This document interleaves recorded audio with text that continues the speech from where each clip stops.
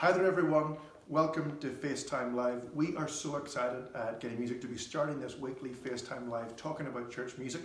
As the weeks go on, we're looking forward to doing Q&As, we're looking forward to bringing some of our friends in every single day, even having a little bit of live music here and there. Really excited about it.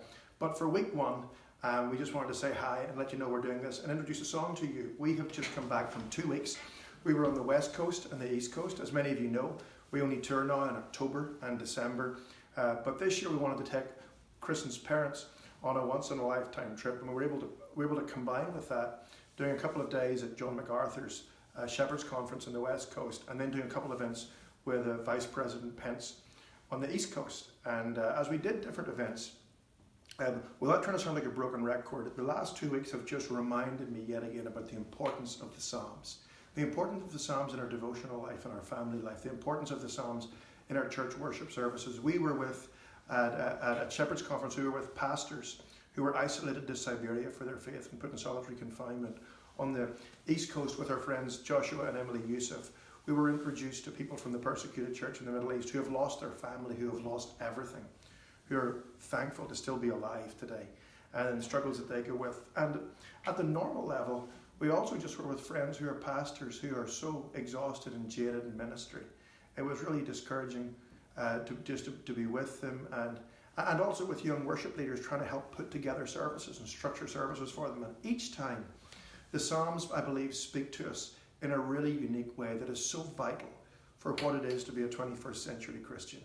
And so I want to teach you one of those songs today. And this is a song called I Will Wait For You. It's Psalm 130. It's as I said, we were hoping to go through all of the Psalms over the next 5 years and introduce you to them. This is the very first one, Psalm 130, Out of the Depths, known as the De Profundis. It was Augustine's favourite psalm. Luther, Calvin, Charles Wesley, they loved this psalm because it reaches into the depths of our despair, our questions, and it also reminds us about the importance of waiting on the Lord, that faith and life is not instant answers to questions. And so what we did was we recorded this ballad, which really helps us reach the depths and the passion of it. And it goes, the depths I cry, in darkest places I will go. Incline your ear to me, and hear my cry for mercy. And the chorus.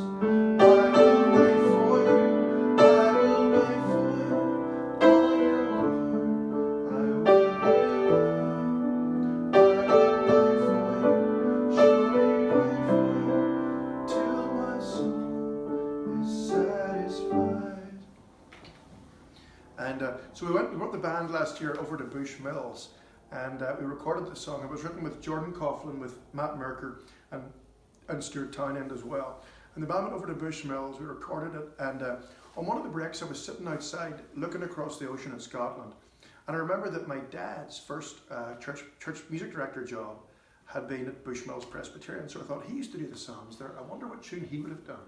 Psalm 130, I phoned a friend, and they came up. They looked it up, and it was Martyrs, a hymn tune that many of you will know. I wait my soul waits for you.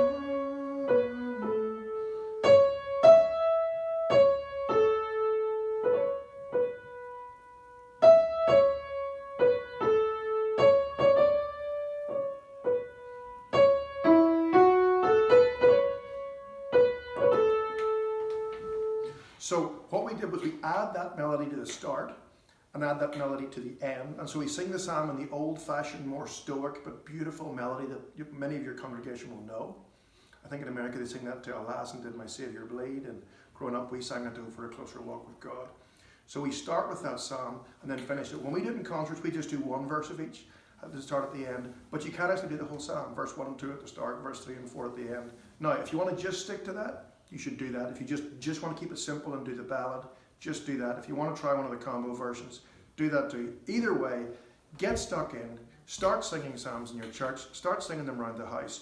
We're giving the music away this week to everybody to make sure they can enjoy it and get involved and start this journey and singing the psalms in our church. So many people have come to us and said, this psalm speaks to me about difficulty. It allows me to lament, or just it helps me understand that waiting on God is part of life. Kristen and I, before we came here this morning, had to postpone going to work for an hour just to try and sort out issues that we're having to, wait on the Lord for, and it's so frustrating, isn't it? But yet, what the Psalms remind us is that, unlike our grandparents, we don't hide our emotions or be stoic about them. But unlike our children watching TV at the weekend, we don't worship our emotions either. Rather, our emotions are there for us to give them to the Lord, and nothing in the world helps us do that better than singing the Psalms. So please give us feedback if you used that song. If you want to Facebook, we've used the song, here's how we do it, here's how it's helping us, or even just if you enjoyed listening to it.